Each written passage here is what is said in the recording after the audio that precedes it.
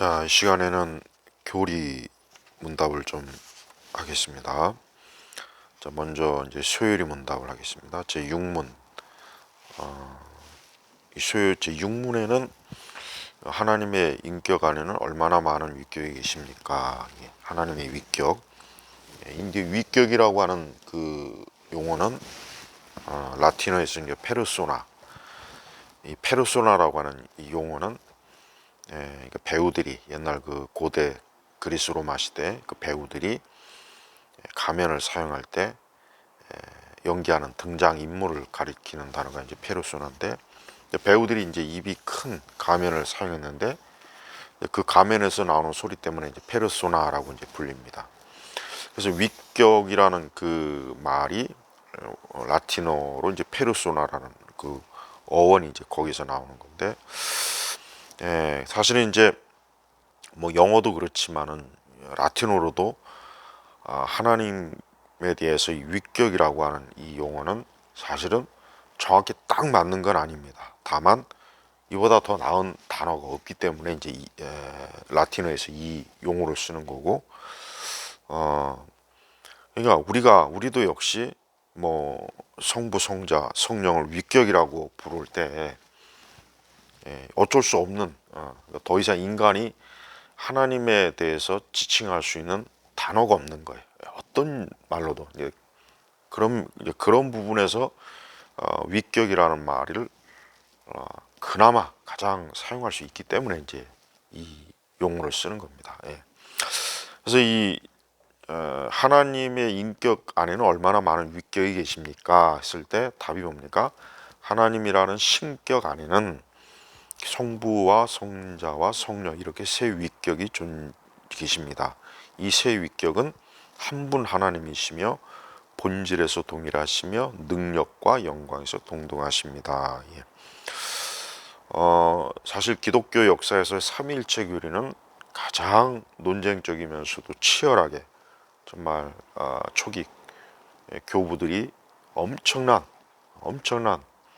참 기도와 연구와 또 영적인 그 하나님의 경외심 가운데서 정리한 게 이 삼위일체 교리예요. 그래서 찰스 하지 박사는 삼위일체 교리가 성경 종교의 특유한 것이고 성경의 모든 진리와 마찬가지로 추상적이고 사변적이며 관념적인 진리가 아니라 기독교 신앙 전체에서 가장 근본적이고 결정적으로 중요한 진리라고 말한다.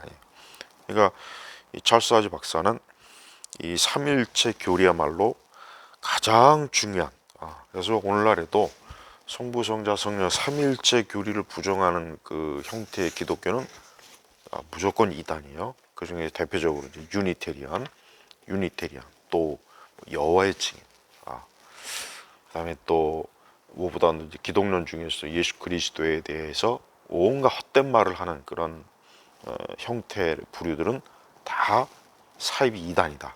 그래서 그냥 우리가 알고 있는 모든 이단은 다 근본적으로 삼위일체 교리 다 걸리는 거예요. 뭐 몰몬교, 제칠 안식교, 뭐 신천지, 여호와의 증인, 그리고 또 뭐 많죠. 뭐 통일교. 이게 다 따지고 들어가면은 삼위일체 교리에서 다 걸리는 거예요. 찰스 하지 박사님이 이 삼위일체 교리에 대해서 다시 한번 잘 설명해 놓은 게 있어요. 성경에 나오는 사실들은 다음과 같다. 첫째, 성부도 나라고 말씀하시고 성자도 나라고 말씀하시며 성령도 나라고 말씀하신다. 둘째, 성부도 성자에게 너라고 말씀하시고 성자도 성부에게 당신이라고 말씀하시며 성부와 성자는 성령을 지칭할 때 그라는 대명사를 사용한다. 셋째, 성부는 성자를 사랑하시고 성자는 성부를 사랑하시며 성령은 성자에 대해 증언하신다. 이는 다음과 같은 명제로 요약할 수 있다. 한 분 하나님이 성부와 성자와 성령 세 위격으로 존재하신다.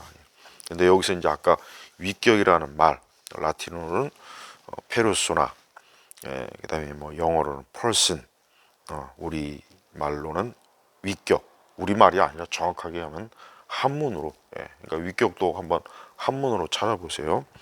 그러니까 한마디로 얘기하면은 인격적인 인격, 그래서 필립 샤프 아주 위대한 참 교회사가입니다.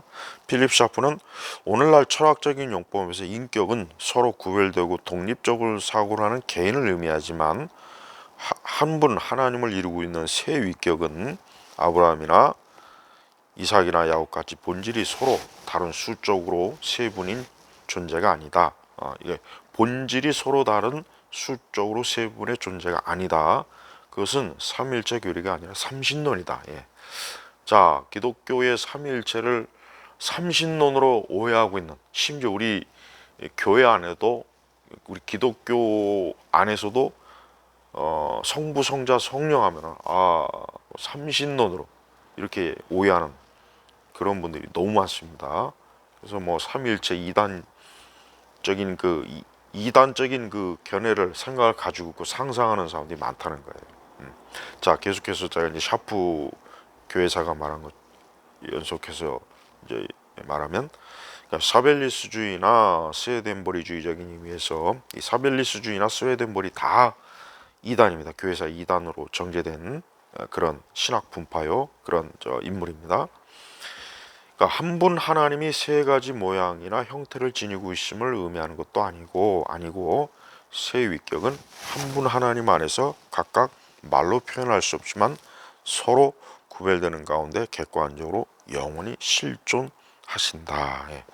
그래서 이 삼위일체에 대해서는 이런 말이 있습니다. 삼위일체를 완벽하게 이해할 수 있는 사람은 없다.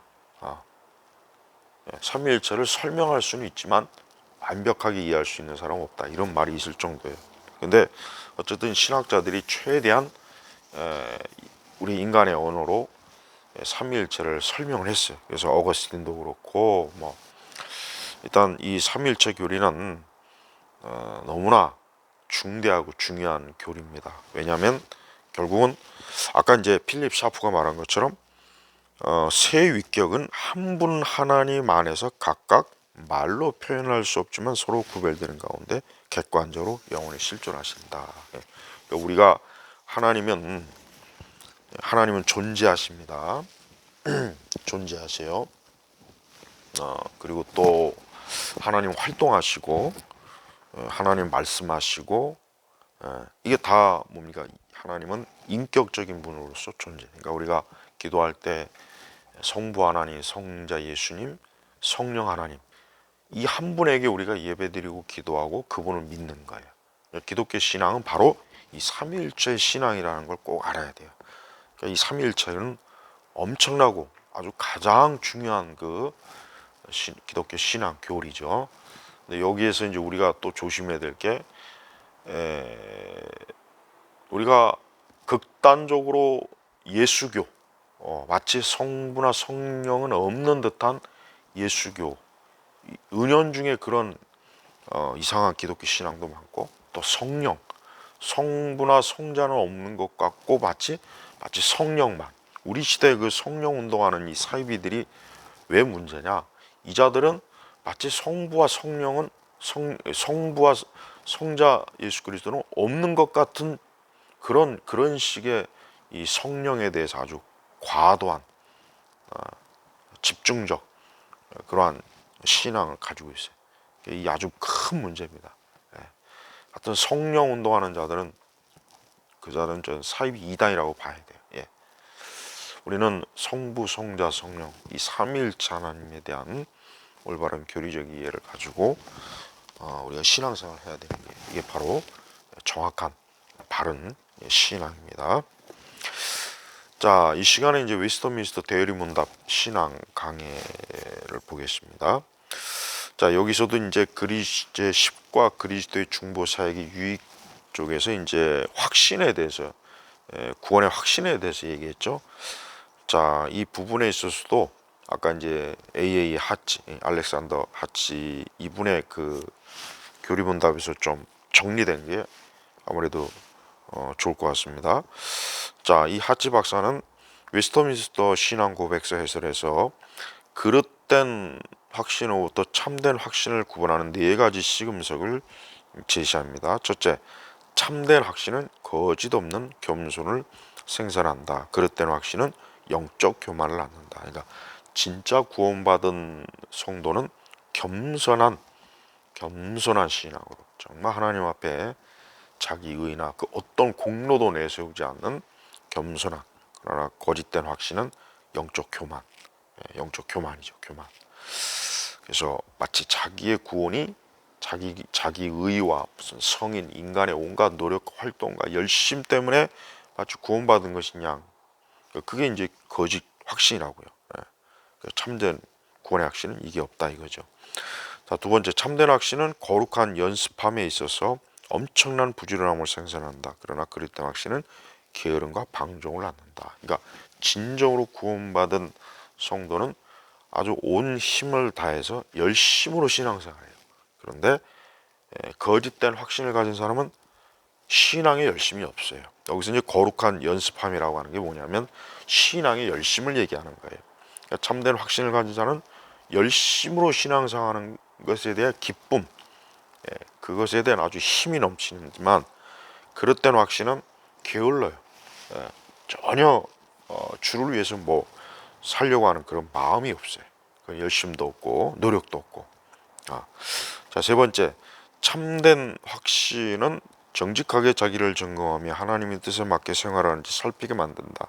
그러나 그릇된 확신은 외적인 모습에 만족하게 하며 정확한 지도와 조사를 회피하게 만든다. 그러니까 쉽게 얘기하면은 참된 확신은 부지런히 자기 점검, 그러니까 자신의 죄, 자신의 허물, 자신의 어리석음, 그러면서 회개하고 돌이키고, 이게 참된 구원의 확신을 가진 사람은 이게 항상 일정해요. 늘 이러한 패턴으로 해서 어떤 성령의 열매, 신앙의 성숙이 자꾸자꾸 드러나는데, 거짓된 확신을 가진 사람은 이런 게 없어요. 전혀. 조금도 자기를 돌아보거나 회개하거나 내적 성찰, 이게 아예 없다. 거의 없다. 그러니까 그냥 무사태평. 네 번째는 참된 확신은 하나님과 교제를 끊임없이 갈망하게 만든다. 그러나 그릇된 확신은 그것을 열망하지 않는다. 그러니까 참된 확신은 뭐예요?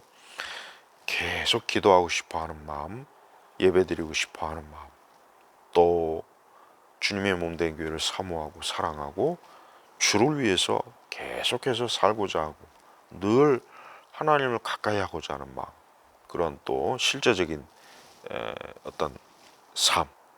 그러나 그릇된 확신은 그런 게 없죠. 조금도 기도하고자 하는 마음, 조금도 기도를 막 갈망하는 게 없어요. 할 수 없이 뭐 억지로 그냥 뭐 어거지로 하기는 하지만 스스로가 막 기도에 막 끌리는, 또 예배와 말씀에 끌리는 일이 없다.